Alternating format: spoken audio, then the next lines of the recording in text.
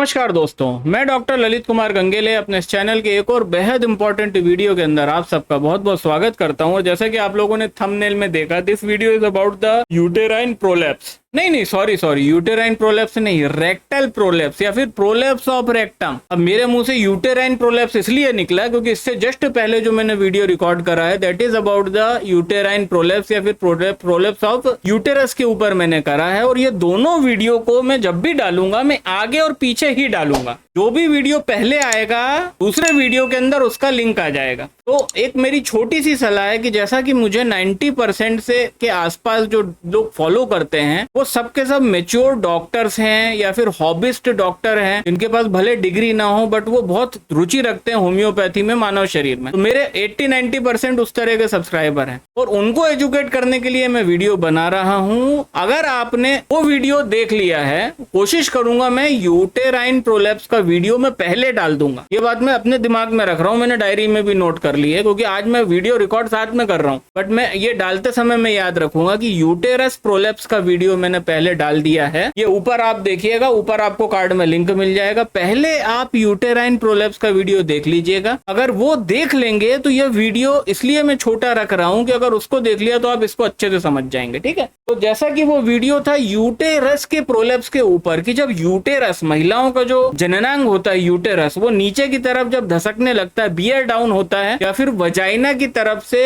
Uterus बाहर आने की कोशिश कर रहा होता है, तो उसको हम यूटेराइन प्रोलैप्स बोलते हैं। इन द सेम मैनर जब जो एनस होता है एक मरीज का, एनस एक पेशेंट का, एनस मतलब जो गुदा द्वार होता है जहां से जनरली आदमी मल त्याग करता है, जब उस गुदा द्वार या फिर एनस से पूरा का पूरा रेक्टम नीचे की तरफ आने की कोशिश करता है, that condition is known as the prolapse of rectum, जिसके बारे में ये वीडियो। अब साहब एक बात बताऊं, प्रोलैप्स ऑफ रेक्टम भी अपने आप में बड़ी पनौती है, मतलब बहुत ही ज्यादा फ्रिक्वेंटली पाई जाने वाली डिजीज है। मैं ये समझता हूं कि यूटेराइन प्रोलैप्स से ज्यादा हम फ्रिक्वेंसी प्रोलैप्स ऑफ रेक्टम की समाज में इन दिनों देख रहे हैं। हर बार की तरह जो मैं बोलता हूं उस वीडियो में मैंने बोला कि लगभग 5 या 7 साल से ऐसा देख रहे हैं हम कि यूटेरस का प्रोलैप्स बढ़ रहा है हमारे पास। हम लोग बहुत फ्रिक्वेंटली देख रहे हैं uterine prolapse. In the same manner यही 7-8 साल से हम रेक्टम के प्रोलैप्स के केस को हम बहुत फ्रिक्वेंटली देख रहे हैं और जनरली ओल्ड एज के अंदर हम इसको बहुत फ्रिक्वेंटली देखते हैं। ठीक है ना, तो this is here it is a video about the prolapse of rectum या रेक्टम के प्रोलैप्स के ऊपर। अब हर बार की तरह एक दूसरी स्क्रीन पे चलते हैं जहां पे मैं आपको समझाऊंगा कि ये क्या हो रहा है, क्यों हो रहा है। तो चलिए, मैं आ गया प्रेजेंटेशन स्क्रीन के ऊपर और मैं उम्मीद करता हूं आप मेरे को देख पा रहे हैं, मेरे साथ साथ इस डायग्राम को और इस स्क्रीन को देख पा रहे हैं। मैं थोड़ा सा एक बड़ा सा मैं कंपेरेटिव डायग्राम निकाल लूं, उसके बाद मैं आपको समझाता हूं। ठीक है, ये रहा वो डायग्राम। ठीक है, बहुत बढ़िया डायग्राम। अब जैसा कि मैंने आपको बताया था, मैं थोड़ा सा आपको रिवाइंड करना चाहूंगा यूटेरस प्रोलैप्स के वीडियो की कुछ डाटा की तरफ। ठीक है, मैंने आपको ये चीज बता चुका हूं ना। मैंने जो यूटेराइन प्रोलैप्स पे वीडियो बनाया था उसके अंदर हमने एक चीज देखी थी कि ये हमारे पेल्विक फ्लोर के 3 ऑर्गन है। बेसिकली पेल्विक फ्लोर जो होता है हमारा, मतलब हमारा जो कैविटी है, हमारी पूरा जो ट्रंक होता है, ट्रंक समझते हो ना, ट्रंक बोलते हैं। कहां से ट्रंक चालू होता है? ट्रंक मेरी गर्दन से चालू होता है, मेरे गले के जस्ट नीचे से, और मेरे बिल्कुल पेल्विक रीजन जहां खत्म हो रहा है मेरे प्राइवेट पार्ट पे, वहां से ये ऊपर तक ये पूरा ट्रंक है। अब जब ये ट्रंक है तो एकदम ये पूरी की पूरी कैविटी है ना, और इसलिए जो नीचे का भाग है, जो पेल्विक एरिया है, उसको पेल्विक फ्लोर बोलते हैं। ठीक है, ये बात अगर आपने वो वीडियो देखा है तो उसमें मैंने करी है रिपीट। यहाँ पे क्यों कर रहा हूँ? क्योंकि करंट कारण ऑलमोस्ट सेम है यूटेराइन प्रोलैप्स का और रेक्टल प्रोलैप्स का, है ना, बट हल्की सी चीजें रिवाइंड करना आपके लिए जरूरी है। तो ये हमारे पेल्विक फ्लोर के 3 ऑर्गन हैं। ये 3 ऑर्गन उन 3 बच्चों की तरह हैं जिन 3 बच्चों को मैडम जी ने अपने सामने बेंच पे बिठा दिया कि हरामखोरों तुम मेरे सामने बैठोगे और हिलोगे नहीं। तो जो 3 बच्चे वो कौन है? सबसे बाहर की तरफ बेंच में जो बच्चा बैठा है वो ब्लैडर, ये दिख रहा है आपको, ब्लैडर, ये BLADDER। इस बच्चे के बाद, ठीक है, इसके 1 नंबर अंदर कौन है? यूटेरस है। ये बीच में जो बच्चा बैठा है यूटेरस है, और सबसे दीवार के कोने से लगकर जो बच्चा बैठा है वो रेक्टम है। और हमारा जो पेल्विक फ्लोर है उसमें मूलतः रूप से मेनली ये 3 ऑर्गन के लिए पेल्विक फ्लोर है। हमारे पेल्विक फ्लोर में बस ये 3 ही आइटम पाए जाते हैं और कुछ नहीं है। अगर महिला है, पुरुष है तो यूटेरस नहीं होगा, ठीक है ना, बस इतना समझ लो। तो पहला कौन सा हो गया, ये पहला हो गया यूटेरस, पहला हो गया ब्लैडर, उसके बाद हो गया यूटेरस, और सबसे अंदर की तरफ हो गया पीछे की तरफ रेक्टम। अब ये जो वीडियो है ये काय के बारे में, रेक्टल प्रोलेप्स के बारे में। तो हमने क्या बताया था कि भाई जब किसी कारण से यूटेरस जो होता है वो आगे की तरफ, ये यूटेरस के आगे ब्लैडर है, ब्लैडर से यूटेरस काय से कनेक्टेड है, कुछ लिगामेंट से कनेक्टेड है। उसी तरह से यूटेरस के पीछे है रेक्टम, रेक्टम से ये जो पीला पीला हिस्सा दिख रहे हो आप, जहां पे मेरा माउस का कर्सर चल रहा है, पीला पीला हिस्सा क्या है, ये वो लिगामेंट है जिस लिगामेंट से यूटेरस कनेक्टेड है रेक्टम से। आगे बात समझ में? तो होते क्या है भाई, जब इतना सिंपल हो, वीडियो देखा होगा तो बताया ही हुआ है मैंने कि भाई जब ये एंटीरियरली ब्लैडर से कनेक्ट करने वाले लिगामेंट या पोस्टीरियरली रेक्टम से कनेक्ट करने वाले लिगामेंट जो यूटेरस को आगे ब्लैडर से और पीछे रेक्टम से कनेक्ट करके रखते हैं, जब ये लिगामेंट ढीला हो जाएगा तो भाई साहब यूटेरस अपने आप नीचे आ जाएगा, यूटेरस का प्रोलेप्स होने लगेगा। क्यों? क्योंकि जो लिगामेंट यूटेरस को अपनी जगह थाम के रख रहे थे वो ढीले पड़ गए हैं। अब जब वो ढीले पड़ गए हैं तो इसको नीचे उतरना ही है, इसको डिसेंड होना ही है, इतना सिंपल है। इन द सेम मैनर मेरे भाई लोगों, इन द सेम मैनर, अब मेरा क्या है, ये है रेक्टम। रेक्टम मेरा है, मैं बोल सकता हूँ, यूटेरस मेरा है नहीं बोल सकता, क्योंकि मैं मर्द हूं ना, मेरे पास यूटेरस नहीं है, मेरे पास रेक्टम जरूर है। तो ये जो रेक्टम है, अब ये रेक्टम किन दो जगह पे कनेक्टेड है, ये डायरेक्ट पेल्विक फ्लोर की पीछे की दीवार पे कनेक्टेड है। एक जगह तो दिख रहा है, क्योंकि रेक्टम के पीछे और कुछ नहीं है, ये पेल्विक फ्लोर की पोस्टीरियर वॉल से कुछ लिगामेंट से जुड़ा हुआ है। इन द सेम मैनर ये जो रेक्टम है ये आगे की तरफ बोले तो इसके सामने कौन सी चीज है, इसके सामने है यूटेरस। तो आगे यूटेरस से कुछ लिगामेंट से कनेक्टेड है, मतलब बात वही है, दोनों एक दूसरे से कनेक्टेड है, कुछ लिगामेंट है, तो वही लिगामेंट यूटेरस को रेक्टम से कनेक्ट कर रहे हैं। और अगर रेक्टम के पॉइंट ऑफ व्यू, पीओवी से हम देखें तो हाँ, वो जो लिगामेंट है वो रेक्टम को यूटेरस से कनेक्ट कर रहे हैं, बात सेम है। तो भैया जिस तरह से यूटेरस के लिगामेंट आगे पीछे के ढीले हुए तो यूटेरस नीचे उतर जाएगा, इन द सेम मैनर जब वो लिगामेंट जो रेक्टम को पोस्टीरियर पेल्विक फ्लोर की वॉल से कनेक्ट कर रहे हैं और एंटीरियर में सामने की तरफ यूटेरस से कनेक्ट कर रहे हैं, दोस्तों जब ये लिगामेंट ढीले पड़ जाएंगे तो अल्टीमेटली क्या होगा भैया, यूटेरस जो अपना रेक्टम है वो रेक्टम प्रोलेप्स कर जाएगा ना, ये इतना सिंपल है। तो जो मैकेनिज्म प्रोलेप्स का है यूटेरस का, वो सेम मैकेनिज्म प्रोलेप्स का है रेक्टम का।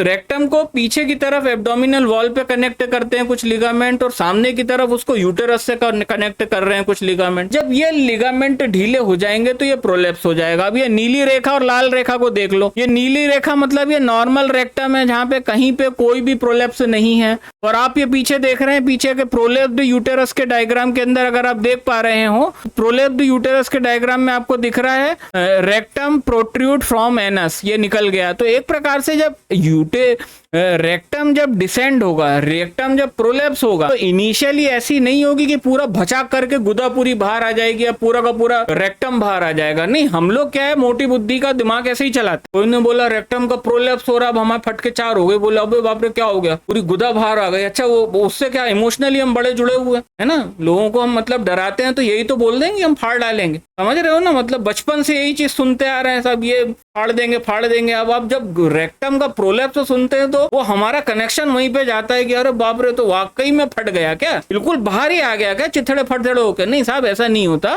थोड़ा सा एनस का एरिया प्रोट्रूड होगा। कैसा दिखेगा वो, इनिशियली वो इस तरह का दिखेगा, आप समझ रहे हो। This is what is a very good example of the rectal prolapse in the initial phase. Initial phase में ऐसे ही तो दिखेगा भाई, इनिशियल फेज में ये रेक्टल का प्रोलेप्स ऐसे ही दिखेगा आपको कि भाई हल्का फुल्का एनल कैविटी बाहर आ रहा है और एनस और एनल कैनाल के ऊपर से प्रोलेप्स जब हो रहा है रेक्टम का, तो वो इस तरह का दिखेगा in the form of swelling. और फिर जब साहब बहुत ही घनघोर मतलब कलयुग आ जाएगा और बिल्कुल ही मतलब नहीं होगा, तो ये जो ए वाला डायग्राम आप देख रहे हैं ना, ए वाला, ए फॉर एप्पल, ये जो देख रहे हैं ना, ये कंप्लीट प्रोलेप्स में ये कुछ ऐसे सिनेरियो दिखते हैं हमको। और ये 3rd डिग्री प्रोलेप्स की मैं बात कर रहा हूँ, ये जो आप फोटो देख रहे हो। तो इनिशियली हमको क्या दिखता है, इनिशियली कुछ इस तरह का दिखेगा, ठीक है। रेक्टल प्रोलेप्स में बी जो है, बी वाला जो डायग्राम है वो इस तरह का होता है। इनिशियली हमको सिर्फ एनस के एरिया में सूजन दिखेगी, बट जब प्रॉब्लम बढ़ जाएगी फिर अल्टीमेटली क्या दिखेगा हमको, हमको ये ए वाली कंडीशन दिखेगी जिसमें आप देख रहे हो पूरा का पूरा रेक्टम ही ऑलमोस्ट टेक्निकली बाहर आ गया। तो my guys this is what is known as the prolapse of rectum. अब आप ये एक और एग्जांपल है, नॉर्मल रेक्टम देख रहे हो, नॉर्मल रेक्टम ये दिख रहा है, नॉर्मल रेक्टम। रेक्टम क्या है सबसे पहले समझ लो,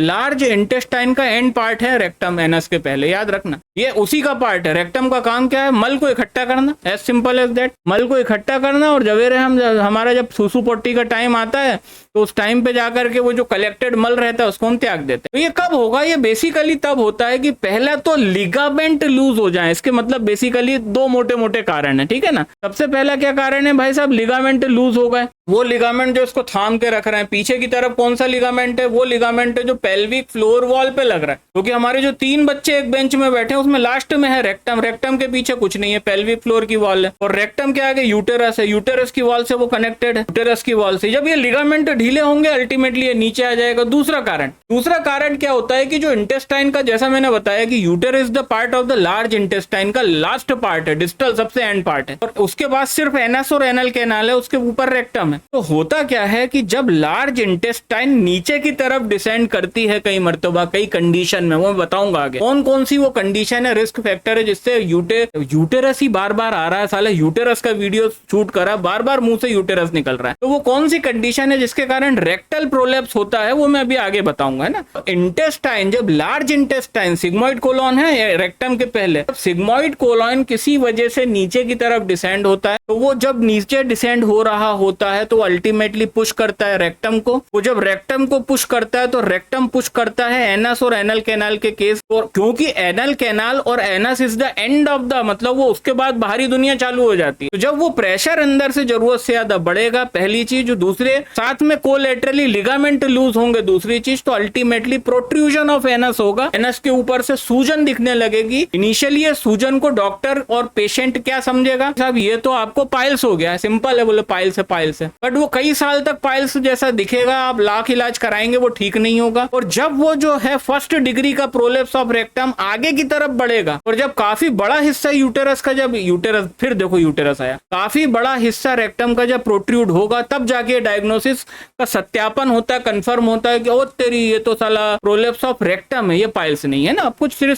रिस्क फैक्टर गूगल से कुछ मैंने वो कॉपी करके रखा है, मैं आपको वो बताना चाहूंगा बस, है ना, 2 मिनट कि व्हाट कॉजेस रेक्टल प्रोलेप्स, ऐसी कौन सी चीज है जिसके वजह से रेक्टल प्रोलेप्स होता है। ये सब मैं टेक्निकली एक एक पॉइंट बता देता हूँ। पहला, एजिंग, ओल्ड एज के अंदर लिगामेंट वगैरह सब लूज हो जाते हैं, पता है ना। आप कभी भी देखिएगा ना, बुजुर्ग बहुत ही बुजुर्ग महिलाओं में आपको रेक्टल प्रोलेप्स दिखेगा, याद रखना। बहुत ही बुजुर्ग महिलाओं के अंदर ही आपको रेक्टल प्रोलेप्स आप पाइएगा, याद रखिएगा आप, है ना। आप कभी बहुत ही कम उम्र के उम्र दराज पेशेंट में, मेल में बहुत कम दिखेगा, आपको बुजुर्ग महिलाओं में दिखेगा, पहली चीज। दूसरा, many pregnancy and child birth, कई जब बच्चे हो जाते हैं, कई चाइल्ड बर्थ हो जाते हैं, तो वो कई वजाइनल डिलीवरी होने के कारण, जिस वजह से यूटेरस के लिगामेंट लूज होते हैं, उसी वजह से मल्टीपल डिलीवरी वजाइना के थ्रू, नॉर्मल डिलीवरी के कारण रेक्टल का एरिया जो है वहां के भी लिगामेंट उधड़ जाते हैं। तो जिस तरह से प्रोलेप्स ऑफ यूटेरस का मल्टीपल प्रेगनेंसी की महिलाओं में रिस्क होता है, in the same manner multiple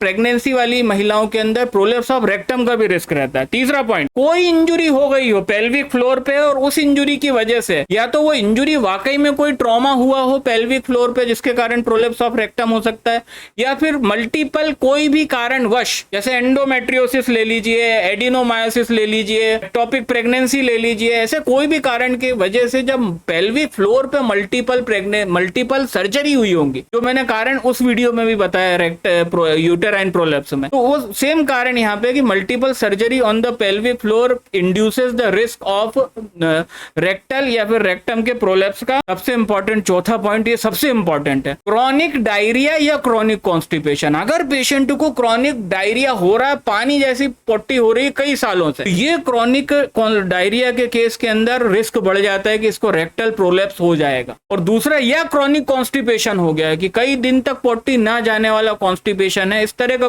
chronic constipation. तो ये चौथा जो कारण है, मैं समझता हूं सबसे इंपॉर्टेंट कारण है बेउम्र में पाए जाने वाले रेक्टल प्रोलेप्स का, बेउम्र मतलब एकदम कम उम्र में आपको अगर पेशेंट आ गया रेक्टल प्रोलेप्स का, तो प्रोबेबली ये दो ही कारण होंगे, या तो वो क्रॉनिक कॉन्स्टिपेशन का केस होगा या फिर वो क्रॉनिक डायरिया का केस होगा। ठीक है, ये चौथा कारण रहा। और उसके साथ कुछ नहीं है, उसके साथ जो कारण है वो मुझे मजा नहीं आया, बिल्कुल पसंद नहीं आया, वो मैं नहीं बताने वाला। तो ये थी पूरी कहानी रेक्टल प्रोलेप्स की या फिर प्रोलेप्स ऑफ रेक्टम की। अब आते हैं सीधे सीधे होम्योपैथिक ट्रीटमेंट। एलोपैथी के बारे में बात नहीं करेंगे, होम्योपैथी का चैनल, होम्योपैथिक इलाज बताएंगे। तो the 3 most important medicine indicated in the case of the prolapse of rectum are. अब ये तीनों यूज नहीं करनी है, अगर कठिन केस है, दिमाग नहीं चल रहा है, तो तीनों यूज कर लो। पहले बता दूं, ये डॉक्टरों को एजुकेट करने के लिए वीडियो में बना रहा हूं। एक आम आदमी से मेरा कोई लेना देना नहीं है जो इस प्रॉब्लम से ग्रस्त है, मैं उससे मुखातिब नहीं हूं, मैं उससे बात नहीं कर रहा हूं। अगर किसी ने एक्सपेरिमेंट में ये दवाएं अपने मन से ली और उसको कुछ खामियाजा भुगतना पड़ा, ठीक है, तो मैं उसके लिए रिस्पॉन्सिबल नहीं हूं। मैं पहला डिस्क्लेमर दे दे रहा हूं, यहां भी दे दिया, और वीडियो के शुरू में बड़ा सा काले कलर के पेज पे डिस्क्लेमर है, पढ़ लेना। तो ये सिर्फ डॉक्टरों के लिए वीडियो, उनको एजुकेट पर्पस के बना रहा हूं। तो पहली चीज ये समझिए कि अगर मान लीजिए आपका दिमाग नहीं चल रहा, आप तीनों मेडिसिन यूज कर सकते हो। अगर आप थोड़े पढ़े लिखे हो, अच्छा दिमाग चलाते हो, तो 3 में से आप 2 आराम से निकाल लोगे मेडिसिन पेशेंट की कंडीशन से। मैं बता तीनों की लिस्ट दे दे रहा हूं, है ना आपको। और ये एक रिपर्टोरियल डाटा है, रिपर्टरी के अंदर सबसे इंपॉर्टेंटली कौन सी मेडिसिन लिखी है। मैंने मेरे कैरियर के अंदर रेक्टल प्रोलेप्स के अंदर वो कौन सी मेडिसिन थी जिसने मेरे को सबसे अच्छा रिजल्ट दिया, बस मैं वो डाटा शेयर कर रहा हूं आपके साथ। ये कोई रिकमेंडेशन नहीं है कि मेडिसिन दे दो कि पेशेंट सही हो जाएगा। ठीक है, तो the 3 most important medicine indicated in the case of the prolapse of the rectum are as follows. पहली एलोसोर्केंटिना, बहुत इंपॉर्टेंट है साहब, एलोसोर्केंटिना इन द 30 पोटेंसी। आपको अपने पेशेंट को 4 गोली 2 बार देनी है। The second medicine will be the podophyllum. जी हाँ दोस्तों, पोडोफाइलम इन द 30 पोटेंसी। इससे भी आपको अपने पेशेंट को 4 पिल्स 2 टाइम्स अ डे देनी है। साथ में मत दे देना, नहीं तो कोई बोले मेरे को कमेंट में आके कि साहब आपने बोला था तीनों से 4 गोली 2 बार दे, मैंने तीनों दे दी। तीनों की जरूरत नहीं पड़ेगी, कोई 2 की जरूरत पड़ेगी। And the third medicine, most important medicine will be the Ignatia अमारा। अगर आप इग्निशिया दे रहे हो अपने पेशेंट को, तो इससे भी आपको अपने पेशेंट को 4 गोली 2 बार देनी है। मिनिमम जो ट्रीटमेंट की ड्यूरेशन होगी बिना कोई चेंज के, प्रोलेप्स ऑफ रेक्टम के केस में 2 से 2.5 महीने आपको मेडिसिन चलानी पड़ेगी। अगर आप ये सोच रहे हैं कि 15 दिन में रेक्टम जो बाहर आ गया आप उसको बच्चे से अंदर कर दोगे, तो आपसे बड़ा बेवकूफ कोई नहीं है, ये समझ लो आप। ये टाइम लगता है, ये जो होता है ये पैथोलॉजी को रिवर्ट करने में टाइम लगेगा। तो इनिशियली बिना रुके, बिना कोई एक्सपेक्टेशन के आपको 2 महीने ट्रीटमेंट करिएगा। इनिशियली 2 महीने ट्रीटमेंट करेंगे। अगर थोड़ा बहुत बेटर रिजल्ट मिलता है, जिसका मैं कोई प्रॉमिस नहीं कर रहा, रिजल्ट मिल भी सकता है, बिल्कुल भी नहीं मिल सकता, तो अगर मिल जाता है तो ट्रीटमेंट को और 3 से 4 महीने, मतलब मिनिमम 6 से 7 महीने, अगर आपको हर 1.5-2 महीने में थोड़े पॉजिटिव रिजल्ट मिलते हैं, तो टोटल ट्रीटमेंट को 6 से 7 महीने कंटिन्यू करिए। और बढ़िया आपके पेशेंट को भी लाभ होगा, और उसका लाभ अल्टीमेटली फाइनेंशियली और रेवेन्यू के रूप में वो लाभ आप तक पहुंचेगा। तो ये था एक छोटा सा वीडियो प्रोलेप्स ऑफ रेक्टम के ऊपर। उम्मीद करता हूँ वीडियो आपको पसंद आया होगा। अब आपसे मुलाकात होती है इस महीने में आने वाले इसी तरह के और इन्फॉर्मेटिव वीडियो में, और इस महीने होने वाले 3 लाइव स्ट्रीम Q&A सेशन में। तब तक के लिए अपना बहुत ख्याल रखिएगा। नमस्कार।